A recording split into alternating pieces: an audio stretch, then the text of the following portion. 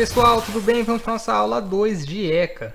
Antes da gente entrar na matéria que vai ser adoção, a aula de hoje, vou dar uma pequena dica para vocês. Essas palavras que eu grifo, destaco para vocês, escreve elas num caderninho, num resuminho.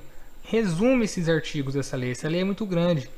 Torna ela menor, só com palavra-chave, para que você consiga depois revisar essa matéria de uma forma bem mais rápida do que ficar lendo e lendo e lendo todo o estatuto toda vez. Então você conseguindo diminuir, fez um resumo. Nossa, Marcos, ficou grande ainda. Depois você resume o resumo, resume de novo. Quando você vê, você já decorou a lei inteira e tem uma folha, 2, 3, 5 folhas que seja de resumo, beleza? Começando a falar sobre adoção. O que é adoção? Ela é uma medida excepcional, o nome já diz, é exceção, e irrevogável. A adoção não admite revogação. Uma vez dada a adoção, não tem revogação. Quando se deve recorrer a ela? Apenas quando esgotados os recursos da manutenção da criança ou do adolescente na família natural ou extensa. Ou seja, esgotou esses recursos, não tem como manter mais o adolescente ou a criança na sua família natural ou extensa, aí sim pode se tornar a medida excepcional, que é a adoção. Então, vamos agora ver uma série de regras, uma série de fatores da adoção. Primeiro, é vedada a adoção por procuração. Você não pode bater uma procuração para uma outra pessoa para adotar, isso é proibido. O adotando, ou seja, quem vai ser adotado, tem que ter no máximo 18 anos na data do pedido. Essa é a regra. Qual que é a exceção? Se ele já tiver sob a guarda ou tutela de quem for adotá-lo. Então, no máximo 18 anos. Quem que pode adotar? Os maiores de 18, independente do estado civil. Pode ser solteiro, divorciado, independente. Não podem adotar tanto os ascendentes, ou seja, avós, por exemplo, e os irmãos também não podem. Ok? Então lembra disso. Os avós e irmãos não podem. Bisavô, enfim, ascendente não pode. Para adoção conjunta, é indispensável que os adotantes sejam casados civilmente ou mantenham união estável. Comprovando, não basta ser casado e ter união estável, tem que comprovar a estabilidade dessa família. Então, eu quero adotar com o meu amigo. Você é casado? Não. Tem união estável? Não. Então você não pode adotar conjuntamente, tem que adotar só você. E tem um detalhe, mas peraí, tem que ser máximo 18 e maior de 18? Então quer dizer que um de 19 pode adotar um de 18? Não. Tem que ser pelo menos 16 anos mais velho o adotante. Óbvio, né, pessoal? Não faria sentido nenhum uma pessoa de 20 adotar um de 18, um exemplo. Então, vamos supor, tem 18. É 16 anos mais velho para conseguir adotar. Os divorciados ou também os separados, que hoje em dia é raro separado, antigamente que tinha e por isso a lei veio regulamentando. E os ex-companheiros, né, aqueles que viviam em união estável, podem adotar conjuntamente. Ou seja, mesmo acabado ali o vínculo conjugal, pode ser adotado. Contanto, eles têm que acordar sobre a guarda e o regime de visitas. E o estágio de convivência tem sido iniciado na constância do período de convivência e que seja comprovada a existência de vínculos de afinidade e afetividade. Ou seja, uma série de regras. Divorciei, mas durante ali, quando a gente estava junto, era casado ainda, iniciou-se esse processo, iniciou-se aí tem um vínculo de afinidade e afetividade entre todos. Então, aquele que vai adotar pode adotar conjuntamente. Então, detalhezinho, aquele não detentor da guarda. Por quê? Está separado já, não está? Então, tem que ser comprovada que tem uma afinidade com aquele que não tem a guarda. É uma excepcional, uma medida excepcionalíssima essa aqui, viu, pessoal?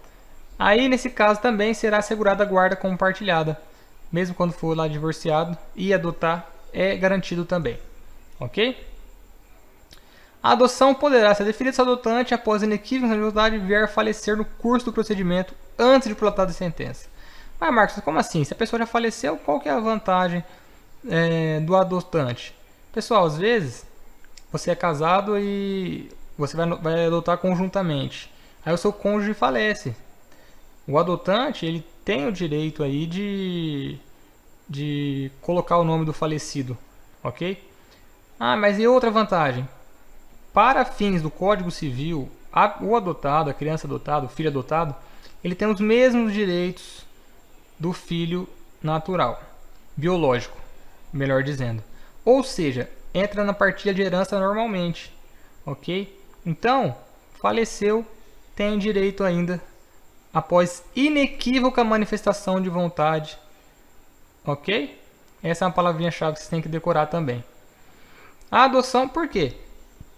Tem que estar claro que essa pessoa que faleceu queria realmente isso. Por isso que é inequívoca a manifestação de vontade, ok? A adoção será devida quando apresentar reais vantagens para adotando e fundar-se em motivos legítimos. Tem que ter vantagens para adotando, ok? Enquanto não der conta de sua administração e saldar o seu alcance, não pode o tutor, o curador, adotar o pupilo ou curatelado. Esse inciso, ele vem para acabar com as fraudes. Por quê? Imagina só, a pessoa é tutora e vai adotar o seu pupilo, só que ele acabou com o patrimônio desse pupilo. E ele quer adotar só para mascarar isso perante a lei. Não, ele tem que prestar conta do que foi gasto e saldar se tiver alguma coisa para saldar. Só depois ele pode adotar o pupilo ou o curatelado. Ok? A adoção depende do consentimento dos pais ou do representante legal do adotando. O consentimento será dispensado cujos pais sejam desconhecidos ou tenham sido destituídos do poder familiar. Então, vamos supor, os pais não têm mais o poder familiar, judicialmente, já perderam, ou nem sabe quem é os pais dessa criança. Aí é óbvio que não vai ter o consentimento dos pais ou do representante legal.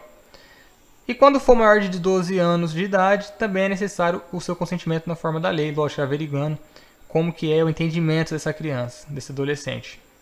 Ok? Esse adolescente, né, pessoal? Desculpa o equívoco aí. A adoção será precedida de estágio de convivência. Qual que é o prazo? 90 dias de estágio de convivência, dependendo da peculiaridade de cada caso.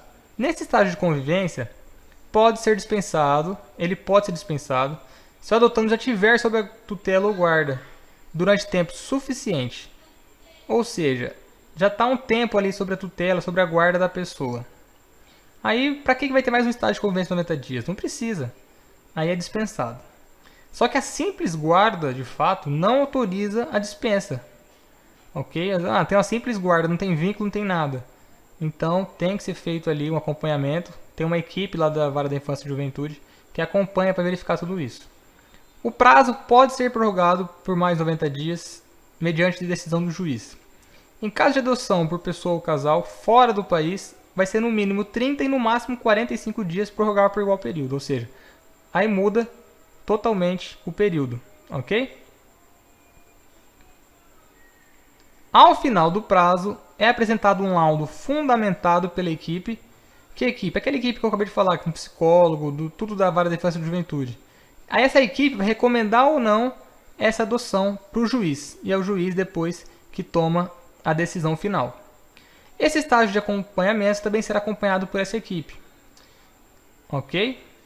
O estágio será cumprido no território nacional e preferencialmente na comarca da residência da criança ou do adolescente. Ou se for uma cidade limítrofe, a critério do juiz, também pode. Ok? O vínculo da adoção constitui-se por sentença judicial. Então, quando começa o vínculo? Com a sentença judicial, que será inscrita no registro civil. Ok? Essa inscrição consta o nome dos adotantes como pais, já entra como pais, bem como todos seus ascendentes, avós, etc. A pedido do adotante, o novo registro pode ser lavrado também no cartório. E quando for lavrado no cartório, nenhuma observação sobre a origem do ato pode constar nas certidões. Não vai vir falando lá que foi adotado, não tem necessidade disso para não ter discriminação. Então vai ser registrado normal, como uma criança biológica, ok? A sentença vai conferir ao adotado o nome do adotante. E a pedido de qualquer deles, tanto do adotante quanto do adotado, pode modificar o prenome, que é o primeiro nome. Ou seja, pode até mudar o prenome dessa criança. Caso for requerido pelo adotante, ou seja, a pessoa que está adotando, é obrigatório ouvir, lógico, o adotando, se ele quer realmente mudar de nome. Lógico, naquelas hipóteses da lei, né? Se for uma criança de 1 ano, você não vai perguntar nada, ok? A adoção produz seus efeitos a partir do trânsito em julgado da sentença constitutiva, exceto no caso que a gente viu do caso do óbito. Então, trânsito em julgado, acabou todos os recursos, transitou, passou em julgado essa sentença, está valendo. A não ser no caso de óbito, que a gente já viu o que acontece. O processo de adoção pode ser mantido em arquivo, tal, isso aqui não interessa para nós muito. Quem tem prioridade nesse processo, nesses trâmites de adoção? Aqueles adolescentes ou crianças com deficiência física ou com uma doença crônica. Esses têm prioridade por razões óbvias, né, pessoal? O prazo máximo para a conclusão da ação é de 120 dias, prorrogável uma vez por igual período. A gente sabe que às vezes demora mais, mas é o que está na lei, né? O adotado tem o direito de reconhecer sua origem biológica, bem como obter acesso irrestrito ao processo após completar 18 anos. Completou a maioridade, ele tem direito de conhecer todo o seu processo e, se tiver lá também, a sua origem biológica, quem que é seu pai ou mãe biológica. Esse acesso ao processo pode ser antes dos 18 anos, a pedido dele, e também, nesse caso, vai ser assegurada uma orientação e uma assistência jurídica e psicológica para essa criança, para esse adolescente. Ok? É muito comum, né, pessoal, a pessoa depois de 18 anos ir atrás da origem biológica, mas por curiosidade, né? É assegurado por lei. A morte dos adotantes não restabelece o poder familiar dos pais naturais. Ah, adotei, morreu os adotantes, volto com meu pai biológico. Não, não restabelece o poder familiar dos pais naturais. Ok? Não restabelece. A autoridade judiciária tem que fazer um registro de criança e adolescente em condições de serem adotados e outro registro por pessoas interessadas nessa adoção.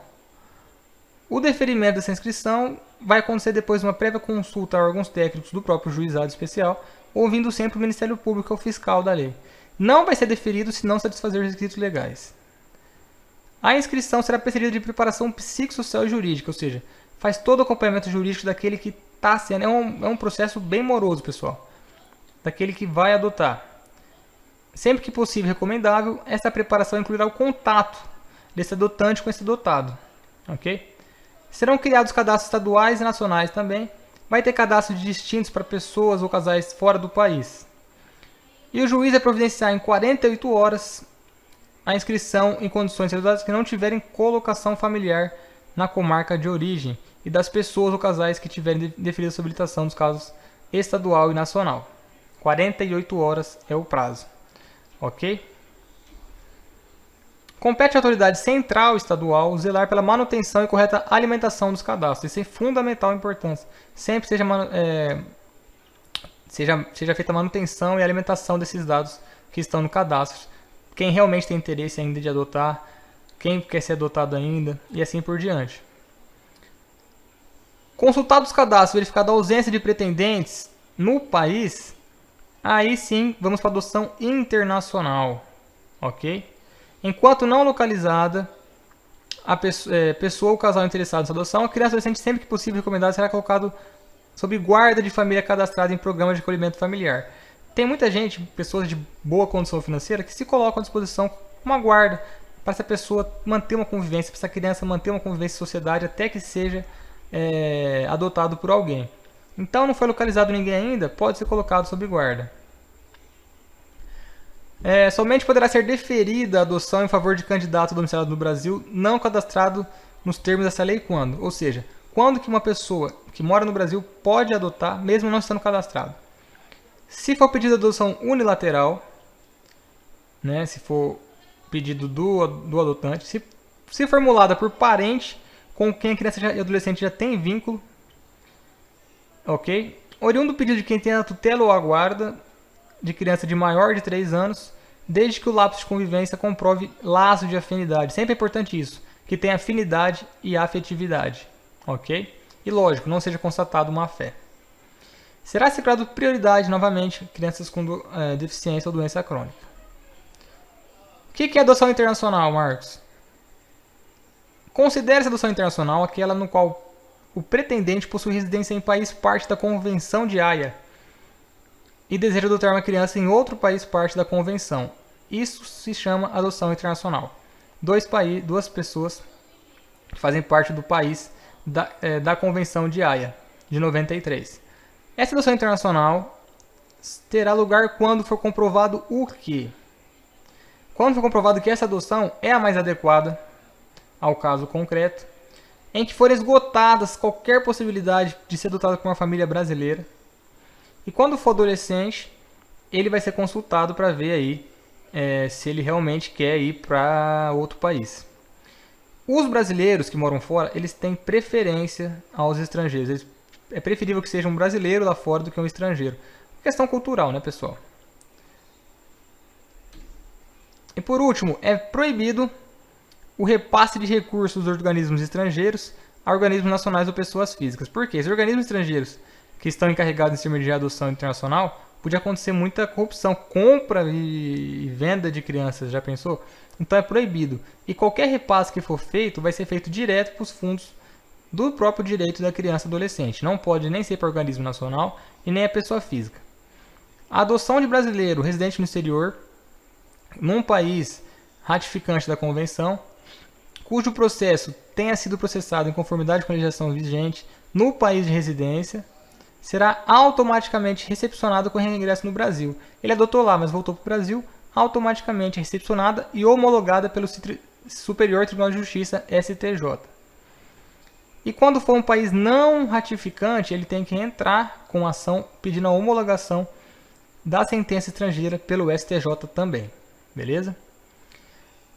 Nas adoções internacionais, quando o Brasil for país de acolhida, a decisão será conhecida pela autoridade central estadual.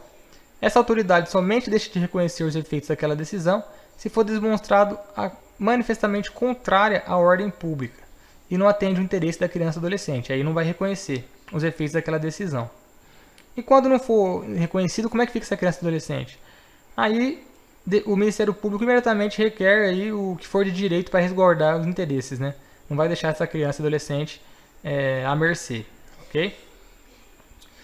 Por último, nas adoções internacionais, quando o Brasil for país de acolhida ou a adoção não tenha sido deferida no país de origem porque a sua legislação delega ao país de acolhida, ou seja, lá a lei deles fala que quem tem que deferir é o país que a criança for acolhida. Aí o processo de adoção vai seguir as mesmas regras de adoção nacional. Aí não entra nisso aqui de internacional, beleza? Até a próxima aula, pessoal.